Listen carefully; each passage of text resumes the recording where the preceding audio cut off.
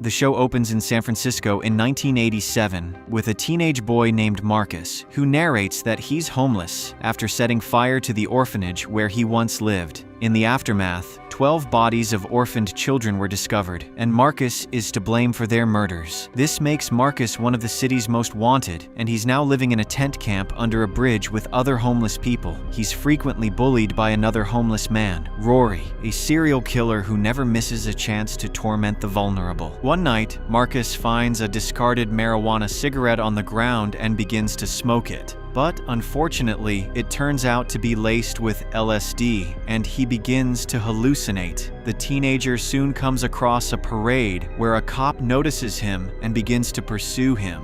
Just as Marcus thinks the cops will get to him, a bunch of assassin teens arrive to help him. Before he can comprehend what is going on, the assassin kids put a hood over him and kidnap him. Sometime later, Marcus is led to a butcher's shop where he learns that the 4 teens are Saya, Billy, Maria, and Willie. They are also accompanied by their teacher, Master Lin, who offers Marcus a spot at his school. It turns out that Lin runs a school called King's Dominion that trains future generations of assassins. Lin wants to recruit Marcus because of his reputation for killing a bunch of orphanage kids, but the homeless teenager decides to refuse the offer and ends up leaving the establishment. Later that night, Marcus sits on a park bench and recalls the happy times with his late parents. This makes him very emotional, and he decides to end his life. He climbs to the top of a building, remembering how, when he was a boy, a mentally ill woman jumped to her death from the same place. Unfortunately, the woman landed on Marcus's parents and killed them both. The boy is getting ready to jump when Saya unexpectedly appears. She tries to convince him to join the school and even ends up kissing him. Marcus is smitten by her and immediately agrees to go with her. With this, Saya takes Marcus to a diner, which leads to King's Dominion's secret location. She then informs him that the first rule of King's Dominion is that you never talk about the school. They must never reveal its location, or Master Lin will take great pleasure in killing them slowly and creatively. A monk then leads Marcus to see Master Lin, who welcomes the new kid and gives a brief history of the place. His great-great-grandfather came to America hoping for a better life, but all he found was brutal racism and near slavery, so he taught himself to kill and founded the school to train young people to become assassins. The next day, Marcus attends his first day of school wearing a proper uniform. Maria then approaches him and tries to recruit him into her gang, but just then, her possessive boyfriend, Chico, shows up and aggressively shoves her against the wall for talking to another guy. Marcus intervenes and pushes Chico off Maria, prompting the psycho to punch him hard and challenge him to a fight after school. Later, in AP Dark Arts, the students are tasked with an assignment to select someone they believe deserves death and carry out the execution. After careful thought, Marcus sets his sights on Rory, who has been killing people, and eventually no longer bothers to hide the bodies. No one could stop him because the cops don't care about the homeless. Marcus then learns that Saya is the leader of the Yakuza kids, while Chico leads the cartel group and doesn't care about the rule against killing another student.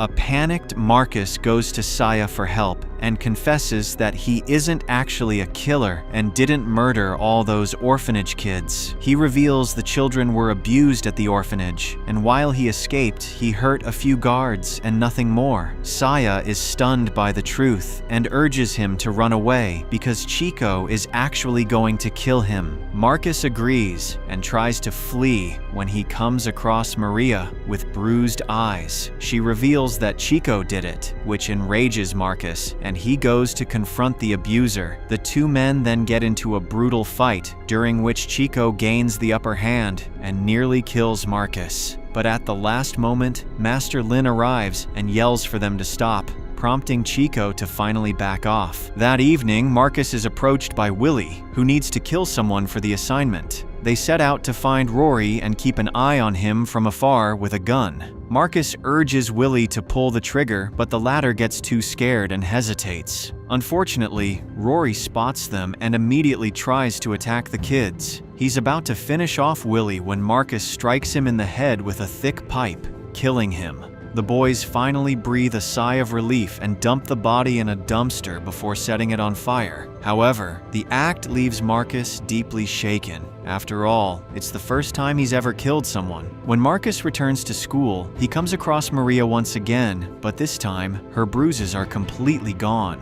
This shocks him, but she reveals that it was just makeup, and she actually tried to trick him into killing Chico for her. This makes Marcus very furious, but Maria calms him down by saying that she didn't pretend to like him and then kisses him. The next day, Marcus is still affected by last night's events and keeps getting flashbacks of Rory, which continues to disturb him. To make matters worse, he is frequently bullied by other students and often referred to as a rat, since he doesn't come from a powerful assassin family. Later, during AP Dark Arts, Willie stands in front of the class and recounts how he killed Rory the night before. He tells the story as if he did everything on his own, completely leaving Marcus out of it. However, Marcus stays silent, even though he knows it's all a lie, as he's still struggling to cope with what happened. It turns out that no one completed the assignment except Willie, which makes Master Lin extremely furious. So he informs them that they'll be given a new assignment, but it won't be as pleasant as the first one. He then kicks everyone out of the classroom except for Willie. Out in the hall, the students begin anxiously wondering what's going to happen when, all of a sudden, Lin bars all the doors and traps them in the hallway. He releases a poisonous gas throughout the building and gives them a riddle that will lead them to the correct antidotes. Following this, several students either panic or desperately try to break through the gates. Marcus quickly grabs a girl's hairpin and uses it to pick the lock. The students begin moving cautiously through the dim corridors until Marcus accidentally steps on a loose floor tile, triggering a group of monks trained in martial arts. A tough fight breaks out, but the students barely manage to defeat them and reach the botanical room. Marcus then deduces that the antidote is the plant marked with a fish symbol, but all the students collapse from the injuries they sustained earlier. Thankfully, Maria gathers enough strength to reach the plant. She chews a leaf herself, then feeds one to each of her classmates.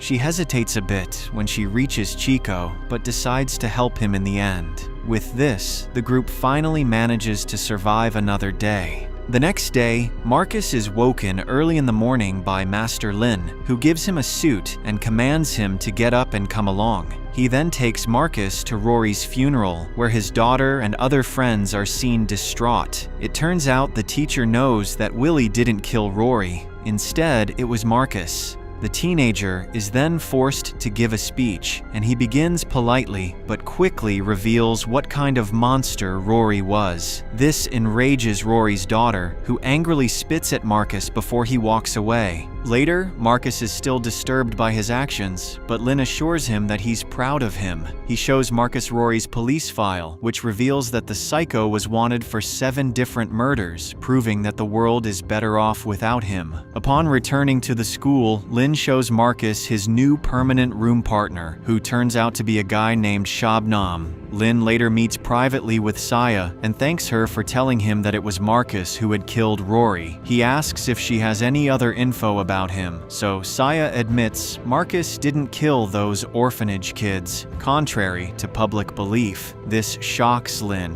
and leaves him questioning who the real culprit is. In another scene, a police officer responds to an emergency call and arrives at a barn, where he encounters a man named Chester who is abusing goats. The officer tries to arrest him, but Chester pulls a rope, causing bricks to fall and incapacitate the officer. Chester then reveals his face, which is covered in severe burn scars, and shows the officer a picture of Marcus, saying he needs his help to find an old friend. Days later, in a new class called Fundamentals of Psychopathy, the students are greeted by a creepy teacher in a wheelchair bound by a neck chain. It turns out he's an infamous serial killer known as the Scorpio Slasher, who has killed 41 people, though no bodies were ever found, and there are even rumors of cannibalism. The students are terrified of him, but Marcus boldly calls him out. saying he hates him and that fear-inducing people like him are no better than the bullies roaming the halls of King's Dominion. In response, the teacher calmly leaves, remarking that he has discovered a new source of resentment in the lesson, Marcus. In another scene, we see a student named Yukio, who is a member of the Yakuza gang. He returns to his room to find a mysterious box waiting for him. Yukio opens it and is shocked to find it filled with cash alongside a photo of Saya. In the next scene, we see Lin giving detention to several students for breaking rules around the school, such as using drugs, getting into fights, and causing other disruptions. These students include Marcus, Saya, Chico, and others like Petra, Victor, and Boyd. The students are enraged as they don't believe they've done anything wrong, but they have no choice but to follow orders. Lin confiscates all of their weapons, including Saya's beloved katana, before locking them in the library for 2 days. Elsewhere, we see Yukio, who makes a call to someone, saying they need to make a move on Saya now. In the meantime, the students locked in the library are getting restless and hungry as well, so Petra devises a plan to break into the room containing all of their confiscated belongings along with junk food. With this, Marcus picks the lock to the forbidden room, where they're excited to find loads of junk food and explosives. But Saya is left disappointed as her katana isn't there. She does, however, find a dirt bike, which she begins riding around the room. But the students' fun is cut short when several members of the Yakuza gang arrive to attack them. It turns out they've slaughtered all the monks guarding the place and even have Saya's katana. The kids have no chance against them, as Petra is stabbed in the back, Boyd loses his hand, and Victor is sliced across the abdomen. Fortunately, Saya is able to get all of them out of the room just in time. However, in a shocking act, Chico throws Boyd to the Yakuza assassins, who immediately kill him. This enrages Marcus, and he accuses Chico of being responsible for Boyd's death, sparking an argument between them. Saya steps in and explains that the Yakuza have actually come to take her back to Tokyo and won't hesitate to eliminate anyone in their way. She decides to surrender, but Marcus refuses, insisting that the Yakuza will kill everyone anyway to eliminate any witnesses. While they're discussing what to do, Chico finds a vent to escape through. But when the others try to follow, he locks the gate behind him, trapping them inside. Saya suggests turning herself in to give Marcus a chance to find help, but he refuses to leave her behind. Unfortunately, he doesn't get much of a choice when the assassins sneak up on them. He is struck in the head and collapses to the floor while Saya loses consciousness before she's taken away. Later, when Lin arrives at the diner that leads to the school, he's shocked to find it empty and all the staff dead. He soon comes across the Yakuza members trying to take the unconscious Saya away. Lin doesn't waste any time and attacks them with a sword. Just then, Marcus comes flying out of nowhere with a frying pan and knocks one of them out cold. Saya also regains consciousness, picks up her katana, and uses it to kill one of the Yakuza. The three join forces against the assassins and successfully take them all down. In the aftermath, Saya removes the mask of the man she killed and breaks down upon realizing it was her cousin. The scene then cuts to Marcus's roommate Shabnam's house, where his parents return home after a vacation. They are shocked to find the house in chaos, and Chester is there, holding a man hostage. The parents are horrified, and the psycho demands to know which school their child attends. The next day, Marcus meets up with his close friend Billy, who has just returned home with bruises all over his face. Billy reveals he went home to check on his brother and ran into his dad, who is the reason he's at King's Dominion. It turns out that Billy's dad owes lots of money to the mob and apparently sold his son to them, so Billy is training to be an assassin for them. Recently, Billy found out his dad's debt had grown, and when he confronted him, his dad became violent and beat him badly. Billy worries about his mom and brother, who endure daily abuse from his dad. He then comes up with an idea and asks Marcus if he wants to take a trip to Las Vegas. When Marcus asks why, Billy reveals he wants to kill his dad, something Marcus agrees to without hesitation. A few days later, Saya, Marcus, Maria, Willie, and Billy are seen driving together to Las Vegas. It turns out Marcus and Billy had secretly made a plan to track down Billy's abusive father and put an end to him. During the trip, the group stops at a hippie gathering to score some drugs. Marcus ends up taking 7 doses of LSD, while Maria and Saya try cocaine. When they finally arrive in Las Vegas, everyone except Billy is hypnotized by the bright and colorful displays. Meanwhile, without their knowledge, Chico is also following them, since Maria sneaked out without telling him. Later, the group checks into their hotel room, where Saya helps Marcus to bed. He is still under the influence, and his visions are growing darker. He expresses a desire to call his parents and apologize, but Billy reminds him that both of his parents have passed away. Billy remains tense as he waits for his father to return to the room next door. He tells Marcus that his father must be killed at any cost, as the man is dangerous to the family. While Marcus insists he's ready to help, he blacks out between leaving the hotel room and entering the next room. He walks in to find Billy shouting and trying to strangle his dad. The situation escalates when his father gains the upper hand and tries to kill Billy. Marcus intervenes but is quickly overpowered and beaten. In a desperate moment, he grabs a heavy object and strikes the old man over the head, killing him instantly. Upon seeing this, Billy is relieved but breaks down in tears, asking why his father couldn't simply be a good man.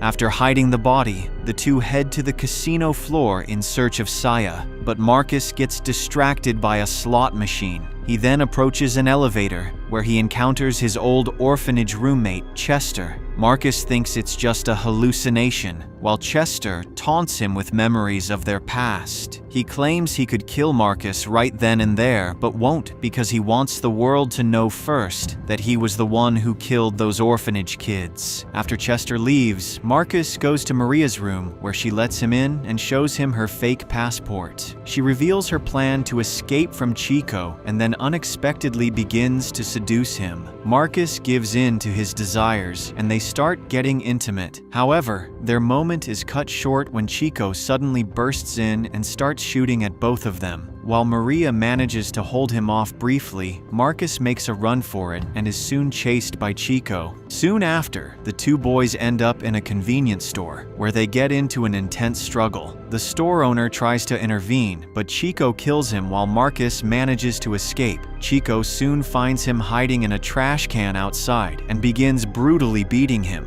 Marcus is still high on drugs, putting him at a disadvantage as Chico gains the upper hand and nearly kills him. At the last moment, the rest of the group arrives, and Maria pleads with Chico to stop. Billy also tries to calm him down, but Chico brutally stabs him in the gut. Fed up with Chico's constant abuse, Maria uses her sharp hand fan to slice his throat, finally ending his life. Upon seeing this, the group begins to panic, but has no time to hide the body as Billy requires immediate medical attention. They quickly flee the scene, and moments later, Chester arrives and discovers Chico's body, which sparks an idea in his mind. In the next scene, the group gets into their car and drives away from Las Vegas, visibly shaken by the recent events. Marcus leans into Maria's arms, and she reciprocates with a tender kiss. Saya notices them from the front seat, and we see a hint of jealousy on her face. The scene then cuts to a month later, where the school principal, Madame Gao,